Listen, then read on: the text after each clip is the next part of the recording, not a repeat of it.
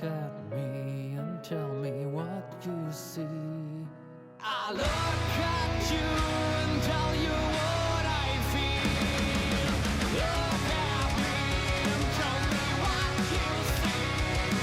I look at you and tell you what I feel.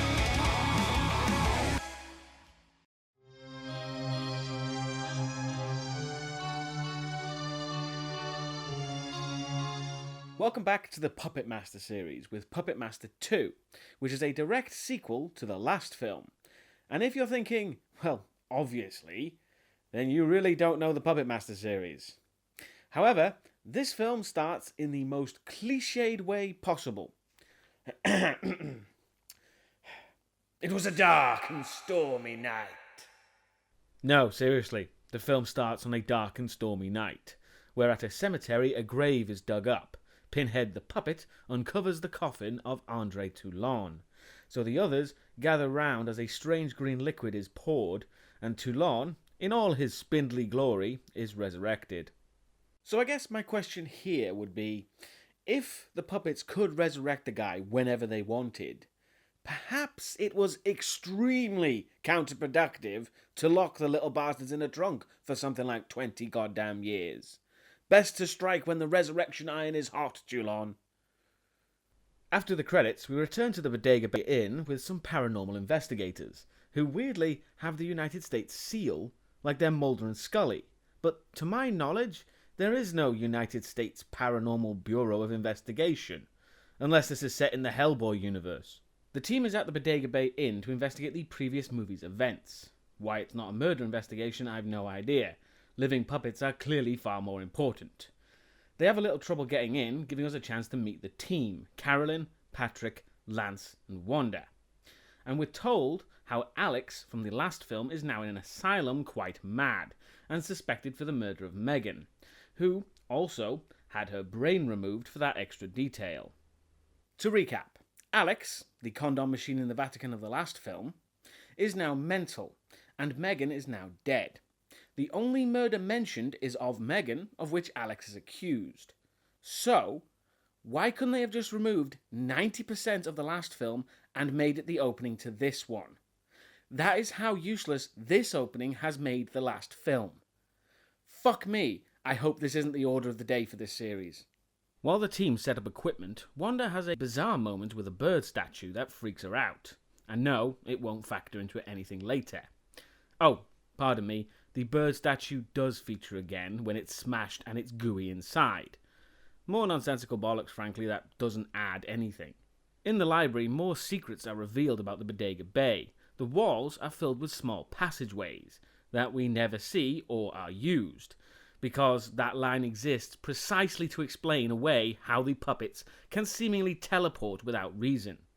Meanwhile, a fifth member of the group, Camille, is on the road trying to find the Bodega Bay, resorting to asking for directions from the local, hillbillies? Who basically give the classic warning speech given to teenagers staying at a cabin in the woods, saying there are devils in the hotel and to stay away. Yeah, pretty classic stereotypes. Back at the hotel, cameras have been set up as Camille chips in with her words of wisdom about how they won't find the spiritual world on scientific equipment. She might honestly be correct, considering they're only used once and really don't help the situation at all. One thing that's been confusing me about this film so far is, why does a paranormal investigation team need to exist? We already saw in the last film that psychics are real and are in all walks of life. But considering this film forgets about everyone apart from Alex, I guess that's eliminated too. The next day, Patrick is photographing the hotel, which is conveniently adjacent to a cemetery. And now comes the perfect example of how Puppetmaster deals with continuity. Because merely one direct sequel later, and the filmmakers have already forgotten that Toulon died in 1939, because his grave clearly states 41. I mean, however you slice it, that's either an astounding piece of incompetence or just a shit ton of can't give a fuck. But of course, Patrick sees that the grave is now empty, kind of just reiterating the point of Toulon being back to life, which will come to a head soon. At dinner, they inform Camille of the previous movie's events, and they even use the phrase, a group of psychics. yet it's just Alex who's mentioned. They also elaborate more on Megan and Alex's incarceration, but eventually the dinner devolves into Patrick insulting Camille due to him being suddenly drunk and told to go to bed. Carolyn implies he might have a weakness to alcohol, so why didn't she just keep it away from him then? Elsewhere, in an unknown location, a new, deadlier-looking puppet, Torch, who we'll see shortly, is being constructed. And back with the group, things ramp up slightly when Camille screams, and she tells everyone that she saw 2 of the puppets in her room. However, when they investigate, it's just 2 incredibly unintimidating dolls. But despite the false alarm, Camille is done and will be leaving. Oh no, not Camille, she's been such a vital part of the team. And while packing, things get even weirder as the lights go out, plunging the room in darkness, which is nonsensical considering it's bright daylight outside, and that room has windows. But maybe it's a supernatural darkness. Ooh. Camille then has a moment with the bust in the corner of the room which glows ominously, for absolutely no reason. However, it's just a way for Pinhead to grab Camille by the legs and Jester to gag her. But she's not exactly putting up much of a fight, considering Pinhead and Jester have proved to be very easy to chuck around. So what nefarious things do the puppets have in store for Camille? I mean, they didn't kill her, so obviously they have plans for her. No, actually, they did just kill her and stuff her in the dumbwaiter to be found later. There was absolutely no reason for the puppets to look like they kidnapped her. It would have been far more mysterious if Camille had just disappeared. But no, gotta get the puppets in there somehow. Just wish they had more of a point. Carolyn is already phoning Camille's son to figure out where she's gone, not getting any information. And upstairs, it seems like Tunneler will get first blood again. Not counting Camille, of course. As Patrick is drinking alone in his room, and downstairs they see Tunneler doing his best sneaky walk into the room. However, like I said previously about the camera, it doesn't really help, as Tunneler gets his kill drilling into Patrick's brain. And you know, his drill does not look particularly sharp at all. It's less something that would create a hole and more something that would give you a pretty nasty friction burn. The others reach the room in the nick of too fucking late, and Tunneler is not only chucked against the wall, he's also beaten with a lamp. And rather surprisingly, Tunneler is now completely dead, never to return. Well, for this film at least. Which is admittedly quite the ballsy move, considering that Tunneler is the most iconic puppet after Blade. Tunneler is so dead, in fact, that he gets his own alien-style autopsy, finding that a fluid seems to be the thing that keeps it running, which will be important later. And as for Patrick, they just stick him in the walk-in freezer. They better remember to take him with them, otherwise the hotel will have a lot of leftover luncheon meat. After discussing what the hell just happened, then things get weirder, as none other than Andre Toulon shows up, in his best Claude Rains cosplay, calling himself Chan-E, and claiming he owns the hotel, which Carolyn is skeptical about. Firstly, Toulon is very much evil now, whereas in the first film it was implied he was benevolent and good, but no, he's gone full-on Snidely Whiplash crazy. I guess death changes someone somewhat. But as 2 characters have been removed from the film, they need replacing, so after Toulon, we have Michael, Camille's son, to fill in the roster. Carolyn quickly tells him about all the shit going on, yet he's not inclined to believe her yet. However, it's time to pause the events of the film for a few minutes for the hillbilly murder hoedown. We see Blade cut through the fence to the hillbilly's house, and inside, Leech Woman makes her way to the bed, as the wife finds her husband honestly coming off worse than Frank did. Also, clearly that actor does not fare well on my channel. First the gin gets him, and now he gets a puppet lobotomy. Anyway, after the scream, Leech Woman goes into hiding, with the wife doing her best Elmer Fudd impression brandishing a shotgun. She's quickly disarmed when Blade slices her leg a little. However, things don't go well for Leech Woman, as she's quickly smacked with a frying pan and honestly, rather comically thrown into the stove to burn. That actually happened because the studio basically said, yeah, we don't like Leech Woman, get rid of her. So they subsequently killed her off. However, weirdly, she will still be a considerable focus in the next film. But then she will disappear from the series for a while. Back to Hillbilly Fudd, she's got her shotgun back. However, now it's time for Torch to make his entrance. And yeah, given his name, he does this.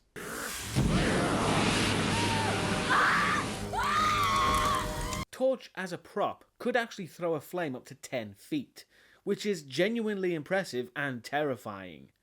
But on the flip side of that, it's kind of a shame the film never utilises him to his full potential, since the camera always ends up filming around Torch. Once Blade removes a part of the woman's brain, we then see Toulon's hidden lair, and basically this entire scene is Toulon expositing the plot, his and the puppet's motivations. Since this goes on for a while, I'll just give you the cliff notes. The puppets are out of the juice that keeps them alive, so Toulon needs brain matter to make it. Jester is getting weaker and will die without it, although that never amounts to anything and will be forgotten. It's also clear Toulon has ulterior motives as well. When Toulon reminisces, we get a flashback of his origin story somewhat, seeing him performing a puppet version of Faust in Cairo. Unfortunately, the audience isn't particularly riveted by the show, which only seems to pick up when the resident sorcerer, and I mean with those eyebrows, he could only ever be a sorcerer, or star in Doctor Who. He just magically sets the puppet show on fire, much to Toulon's distress.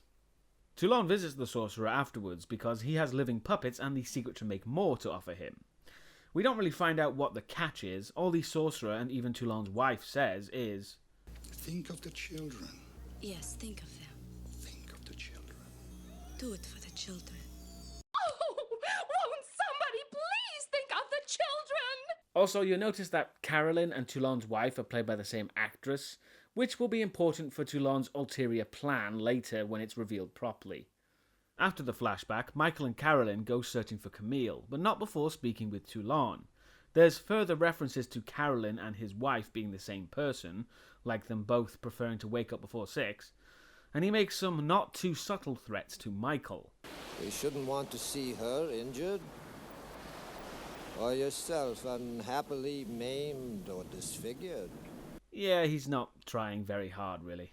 Meanwhile, there needs to be another death in the film, and in a rather shocking move, a kid is the next victim. The only time in the entire series, by the way. Probably for good reason. Also, this kid is currently playing War Criminal.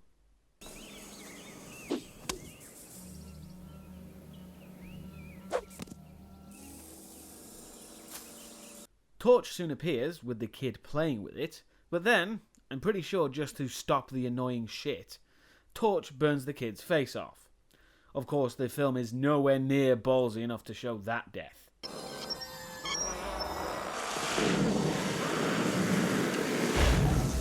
Also, it really didn't occur to me before, but why is Torch modelled after a Nazi stormtrooper? Because that won't make much sense once we get into Toulon's backstory in the next film. After the child murder, we then get an intimate moment between Carolyn and Michael, despite them knowing each other for only a few hours and spending their time together either sad over her dead brother or searching for his dead mother. So, fantastic foundation for a relationship, guys. Toulon returns to find Blade impatient and wanting more of the life potion stuff, and again, Toulon promises them that they will be restored soon enough. Yet at the same time, he talks about his wife, and how resurrecting her will involve Carolyn in some way. It's just the plot explanation hour with Toulon again. That's what these scenes are really here for. Back downstairs, there's more romancing going on as Michael and Carolyn dance, but Toulon shows up and starts dancing with her instead, oblivious to when a woman's uninterested in his beef jerkied arse. Once Toulon leaves, Michael delivers some of the most ridiculously melodramatic dialogue ever written when Carolyn wants to check Toulon's room. I just feel so alone. Let yourself go, Carolyn. Can't you see you're not alone? And then they have some soft focus Cinemax sex, because of course they do, with Carolyn's moaning as a background sound effect seemingly completely unconnected to her actual body. Back with Toulon, Blade and Jester hand him more harvested supplies. Yeah, so much for Jester being weak and needing help. I didn't skip anything there, it's just completely forgotten about. Anyway, the climax is pretty much upon us as the puppets are sent out to kill off the stragglers to the plot. I think I've seen enough of this version of Toulon to talk about how his character is just a complete departure from anything we saw in the first film. There's just nothing that links the two at all, so why honestly bother? Just call him by his pseudonym, Chan-E, remove the flashback, and there you go. The problem of inconsistent character is just completely eliminated. First to be gotten rid of are Lance and Wanda, who haven't done much this entire film, so it's no big loss. The film stays in keeping with the softcore porn edge, with Wanda walking around practically naked. I suppose it's to hammer home the point that she and Lance had sex, but we didn't really need to know that anyway. But regardless, the killing begins and ends fairly quickly, as first Lance is sliced up by Blade, and then he sort of just waves his knife arm in front of Wanda's face, magically killing her. What the hell happened with that death? Did the film run out of budget? It was by far the worst effect of the film, and even calling it an effect is generous because of how much nothing it was. Post-coital Carolyn sees that Toulon is standing outside, so uses this opportunity to do a bit of snooping, getting into Toulon's attic laboratory, opening up a cupboard to find these dead-eyed monstrosities, just as Toulon returns to capture Carolyn, as she gives her best damsel-in-distress scream. Michael is still in bed, but not for long, as Torch shows up to heat things up. Michael, however, does what no other Torch victim has done before him, which was to move out of the way, quickly and haphazardly throwing a curtain on the bed, which looks more likely to increase the flames, but never mind. Toulon has, in perfect damsel-in-distress fashion, tied up Carolyn, while he explains his ultimate plan, with the bizarre human-sized puppets looking on. Basically, he wants Carolyn to be his wife, unable to accept no as an answer. But that's where the life-size puppets come in, because it's what Toulon plans on becoming and making Carolyn into. And I'm sure some of you are thinking, oh, that disturbing, bizarre, plastic, dead-eyed look of the puppets is just like that while they're not alive, to give the illusion of a puppet. But once they're alive, it's just going to be replaced with the actor's face. Boy, are you in for a shock. And you're not the only one. Michael has another run-in with Torch using his number one weakness, a fire extinguisher, and then getting the usual treatment from Pinhead, who then gets his own usual treatment. Why is it that although Pinhead is supposed to be, or at least looks supposed to be, the strongest of the puppets, but he's by far the one who gets chucked around the most? No one thinks to chuck the other puppets down the stairs, it's just Pinhead. Meanwhile, in a strange attempt to win Carolyn over, Toulon has unmasked himself, because nothing says "be my wife again" like a chewed-up prune for a head. Michael is then attacked by Blade just as Jester rides past in the dumbwaiter with Camille's body. So that mystery's solved, and its solution was just as underwhelming. At least Michael is able to realise Blade weighs an insignificant amount and just throws him down the dumbwaiter. Toulon does give us some backstory about how the Nazis killed his wife, though, which actually plays a role in the next film, rather surprisingly. It has been shown that the Puppetmaster series is far better at foreshadowing than it is at simple recollection. After a lot of exposition, Toulon finally performs his ritual, which involves slitting his own throat and feeding it to the puppet he wishes to inhabit. I'm impressed. It's very rare to see someone successfully kill themselves twice. And now he has a brand new body with none of the drawbacks of the previous. Oh, good God. Only a moment of pain, and then immortality. Yeah. Immortality, fine. But it does mean having to look like that for all eternity. A slightly more terrifying Frank Sidebottom. Toulon is about to perform the same ritual on Carolyn when Michael shows up. So he tries to force her to drink. However, when Michael bursts into the room, it's of course the puppets to the rescue. With Jester taking the rest of the fluid, the puppets proceed to thankfully make it so we don't have to look at his terrifying mug, as Torch sets him on fire where he falls from the window. In quite honestly, a terrible composite shot that makes half-arsed fake double exposure ghost photographs look semi-plausible. And the film ends with flowers placed at Camille's grave, but also the second terrifying life-size puppet is now inhabited by Camille, who intends to take the puppets to a mental institution for children implying some kind of nefarious intentions at the same time. Because she'll do fine incognito. People won't be tempted to kill that with fire as soon as they look at it. I mean, seriously, look at it. Look at it! So that was Puppetmaster 2. It's ridiculous, it's over the top, it takes itself way too fucking seriously, and it's not much of an improvement over the first film. Like I said, I just can't overlook just how non-essential this film makes the first Puppetmaster. Make them one film, for God's sake. This series could do with some trimming. Also, man, is this sequel all over the place, with plotlines created and then just completely forgotten minutes later. The frankly ham in bandages known as Toulon doesn't help, and then the completely ridiculous effects of the puppet people, which are certainly terrifying to look at, just not in the way the film intended. Also, this isn't strictly speaking about Puppetmaster 2, but I think it's noteworthy, because the back of the DVD has the balls to say, sequel to Puppetmaster, one of the most successful independent horror productions of 1989. I don't think so. Not when it's the same year as Nightmare on Elm Street 5, Friday the 13th Part 8, Jason Takes Manhattan, and Chud 2, Bud the... Yeah, okay, point taken. But hey, at least they gave what they promised. They're back, no strings attached. Yeah, except for those, and those. Thank you for watching, and I'll see you next time.